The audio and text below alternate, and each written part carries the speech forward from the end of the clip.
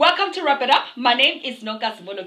This is the show that gives you that wrap up of all those trending news stories of the week, nationally and internationally. Thank you so much for tuning in. Remember to like and to share this episode as much as you possibly can, and to give your thoughts and opinions on the stories that you're about to hear, because we love to hear them here on the Wrap It Up team. The week started off on a very interesting note where we learned of the former president, Jacob Zuma, expected to appear at the Zondo Commission for the rest of the week, and he said that he's not going to do it and he'd rather go to jail than subject himself to the inquiry. So it's going to be a very, very interesting week.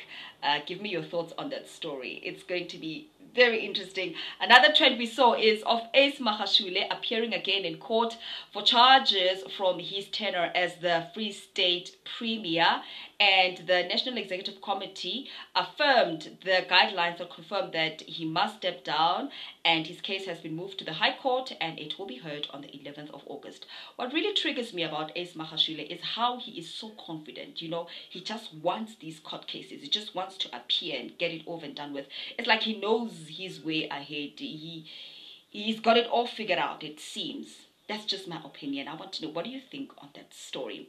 Another trend is of the police minister, Bheki Cele, visiting the former president, Jacob Zuma, at his KZN homestead. And he said that he's going to raise his concerns and hear that of the former president, just to avoid any disastrous situation. And I was like, what nonsense is this? I was thinking that the police minister is actually going to send police to go and arrest the former president for defying the constitutional court ruling, only for him to go and raise concerns regarding what, you know? So yeah, it's really, really dodgy what's going on at the KZN homestead. Ever since Julius Malema and the EFF delegation and part of the ANC members visited the former president, it's like it has opened doors to other visits for tea. I really also am interested in going to the homestead of the former president to have some tea and find out what is really interesting about this tea, more than just it being hot and sweet. All right, moving right along. Give me your thoughts on that story as well. The Serum, or rather South Africa requested the Serum Institute of India to return the vaccines, the 1 million vaccines, after the government halted the use of the 1 million AstraZeneca vaccines after they proved to provide minimal protection against the second variant of the coronavirus. So I'm very glad about that decision, because they really needed to be sent back, because they were not of any use or any protection to any of us. So yeah.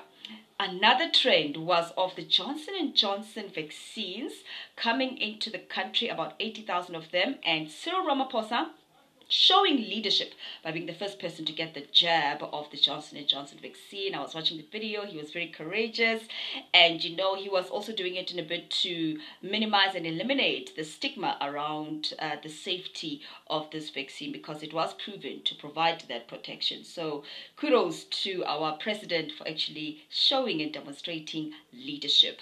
Another trend was of the killer of the late Tshegofatso Pule being sentenced to 20 years in prison for killing Pule last year in June. Her body was found dangling on a tree when she was 8 months pregnant, and he was apparently promised 70,000 rand by the father of her unborn baby. So imagine 70K versus 20 years. I still feel that the sentence is too light for the way in which she was brutally murdered. She didn't deserve to die in that way, or anybody for that matter. But nonetheless, justice has been served in her case, and may her soul rest in peace. Last but not least, we learned of the Nigerian gunman believed to be from a criminal gang who kidnapped about 100 schoolboys from a hostel with some of the teachers, and unfortunately one child died. This is a developing story, and I'll bring you an update on it as well as or it happens. Thank you so much for tuning in. That's all I had for you this week. Remember to like, to share, and to subscribe to my channel. I'll be back again next week with another dose of Wrap It Up.